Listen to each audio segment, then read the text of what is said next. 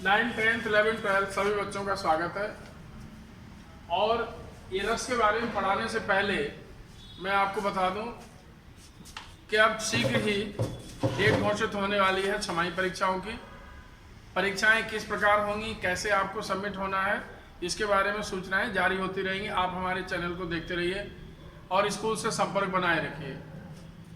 और दूसरा बात यह है कि आप हर सब्जेक्ट में जितने भी पार्ट हैं सब में से 2 या 3 लेसन आप कंप्लीट कर दो। इसके लिए आप क्वेश्चन आंसर बाद में पढ़ें, पहले A to Z पूरा लेसन आप रीड कर लीजिए। अगर आपने मन से पूरा लेसन रीड किया है तो ये सोच लीजिए आपको फेल करने वाला कोई नहीं है, क्योंकि जितने भी क्वेश्चन बनेंगे ये सारे के सारे आपके बुक और बुक के लेसन से ही बनेंगे। इसलिए आपसे मेरा निवेदन है कि आप लेसन पढ़ें, 2 3 लेसन A to Z, कोई भी लाइन छोड़े नहीं।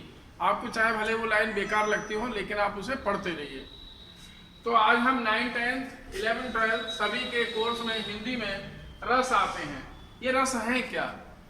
रस का नाम आपने सुना होगा कि किसी फल को निचोड़कर मिक्सी में डालकर उसका सारा का सारा जूस या रस निकाल लेते हैं। वो है क्या? वो उस फल का सारा निचोड़ है, समरी के रूप में है। तो उस रस को जब आप पिएंगे तो उस पूरे फल का आनंद आपको प्राप्त हो जाएगा। इसी तरीके से ये हमारे रस हैं जो पैदा होते ही ईश्वर ने मनुष्य के यानी प्राणी के, केवल मनुष्य के, हालांकि रस जानवरों में भी होते हैं, कुत्ते बिल्ली में भी होते हैं, पक्षियों में भी होते हैं, सभी में होते हैं, लेकिन वे इनका ठीक से प्रयोग नहीं कर पाते। मनुष्य एक ऐसा चिंतनशील विचारशील प्राणी है जो कि अधिक से अधिक इन रसों के माध्यम से ही अपने जीवन को आगे बढ़ाता है। कभी गम होता है, कभी सुखी में रहता है, कभी हंसता है, कभी कोई मुद्राएं करता है। ये सब उसके अंदर व्याप्त जो ईश्वर ने पहले से ही रस हमारे शरीर में कर दिए हैं, उन्हीं रस के आधार पर वो चलता है।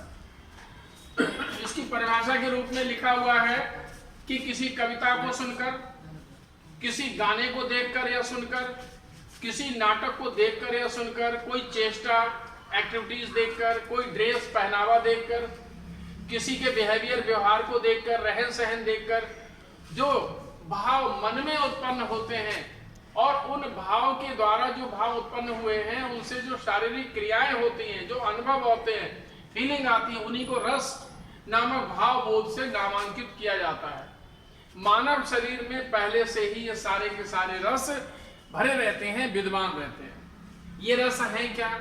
ये रस आपको 11 यहाँ टेबल में दिखाई दे रहे हैं। आप टेबल को बड़ा करके देखेंगे तो आप इसे अपनी 2 पन्नों में उतारना है। जैसे ये कॉपी है आपके, एक पन्ने में नहीं आएंगे, आप दोनों पन्नों में एक टेबल बनाइए स्केच पेन से, तो आप आराम से बना सकते हैं।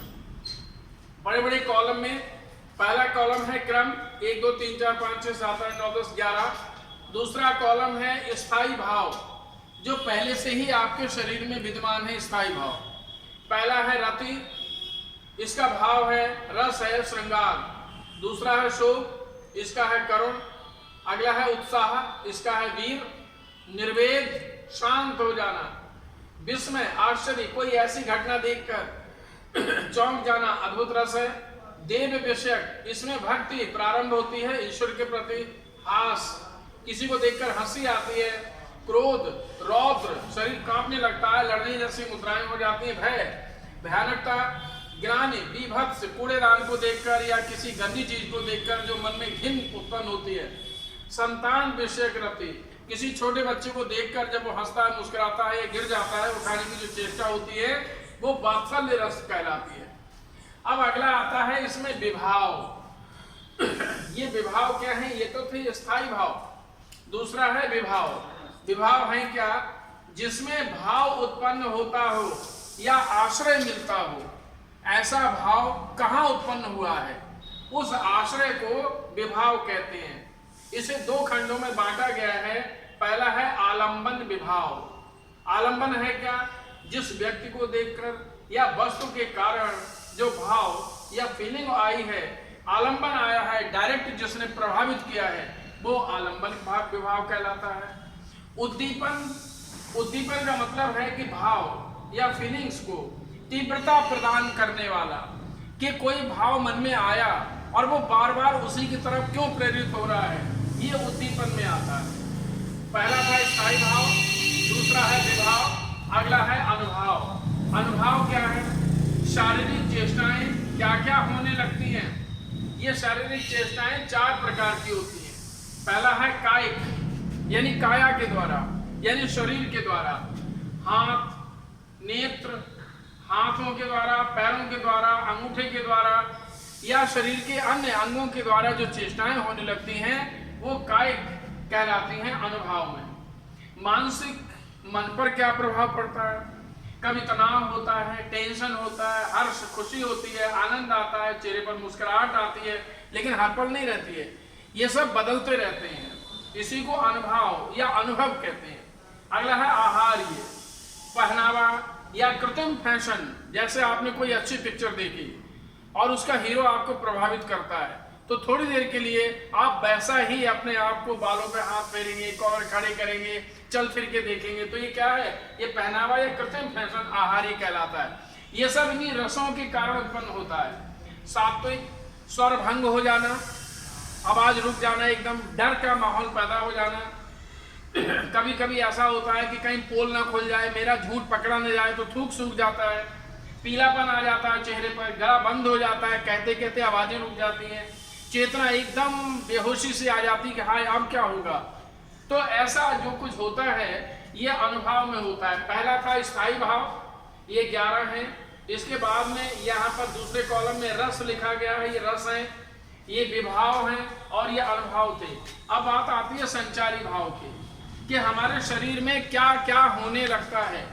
लहरों के समान ये फीलिंग, जो भाव मन में उत्पन्न होते हैं, ये अपने आप ही एक भाव के बाद दूसरा और दूसरे के बाद तीसरे के बाद चौथा और पुनः कभी कभी रिपीटन होता रहता है। ये कौन कौन से हैं? जैसे गर्व, अचानक पैसे जेब में आ जाएं और बहुत सारी चीजें आपको मिल जाएं, आपके मन में गर्व जैसा महसूस होने लगेगा। ये कहाँ से हो रहा है? ये आपके शरीर में रस भरा हुआ है पहले से, वो रस ही आपको गर्व में ले जाता है। कभी कभी नींद आने लगती है, कोई कहता है ध्यान नहीं रहता, ध्यान कहीं और चला जाता है, आंखें बंद होने लगती हैं, नींद आ जाती है, सुनते ही नहीं है, क्योंकि वो बात मन की नहीं होती है। अभिहितता, शरीर ना चाहते हुए भी कुछ भी करने को राजी नहीं होता है। लज्जा, शर्म आने लगती है किसी को देखकर या कोई बात सुनकर। वितर्क, बहस करने की चेष्टा, ऐसा लगता है कि नहीं, बात पूरी होने से पहले ही मैं भी अपनी बात रख दूं। वितर्क। धृत्य, धिक्कार आता है मन में, हाय मैंने ये क्या कर डाला जाने अनजाने में। फिर याद आने लगती है कि हाँ ऐसा हुआ था, फिर उसकी बार बार पल पल याद सताती है। फिर जड़ता, शरीर एकदम रुका सा रह जाता, हाँ ये क्या हुआ, दिखी रह गई, आंखें खुली खुली रह गई, मुंह फटा का फटा रह गया। हर्ष, खुशी होने लगती है, मोह पैदा होता है, सपने आने लगते हैं। जैसे हम आपसे कहें बेटा अगर आप अच्छी तरीके से पढ़ोगे, आप यूपी टॉप कर जाओगे, आपका नाम आएगा, तो आपके मन में एक सपना सा आएगा, हाँ ऐसा हो सकता है। मरण, कभी कभी लगता है कि जिंदगी बेकार हो गई, हमने क्या किया, इससे अच्छा तो मर जाना ही अच्छा है। तो मरण का भाव उत्पन्न होता है। उन्माद, पागलपन आ जाता है, हाय मैं ये कर डालूं, हाय मैं वो कर डालूं। उग्रता, जोश आने लगता है, लड़ने का मन करने लगता है। व्याकुलता, बेचैनी छाई रहती है, ये नहीं, ये भी अधूरा रह गया, दूसरा भी अधूरा। ये सब है क्या? ये सब रस का प्रभाव है। तो आप इन्हें जब पढ़ेंगे तो इनके द्वारा आपको पता चलेगा 9, 10, 11, 12 कोई रस अलग नहीं है। 9वीं, 10वीं, 11वीं, 12वीं में हिंदी में लास्ट में व्याकरण में आपको ये रस दिखाई देंगे, जो हमने यहाँ पर परिभाषा के माध्यम से और इस टेबल के माध्यम से एक छोटा सा प्रयास किया है आपको समझाने का। आप इसमें टेबल बनाइए, दोनों पन्नों पर टेबल बनाइए। कोई परेशानी है तो हमारे चैनल पे जो नंबर दिया गया उससे संपर्क करिए। फिर से मैं कह दूं, हमारे यहाँ एग्जाम होने वाले हैं, शायद अक्टूबर के पहले हफ्ते में या सितंबर इसी महीने के लास्ट में होंगे। आप स्कूल से संपर्क फोन पर बनाए रखिए और अधिक से अधिक आप अपने सब्जेक्ट टीचर से जुड़े रहिए। कितने कितने लेसन आए हैं उनसे पूछते रहिए। कोई प्रॉब्लम होती है हम सब आपकी मदद के लिए तैयार हैं। That's all.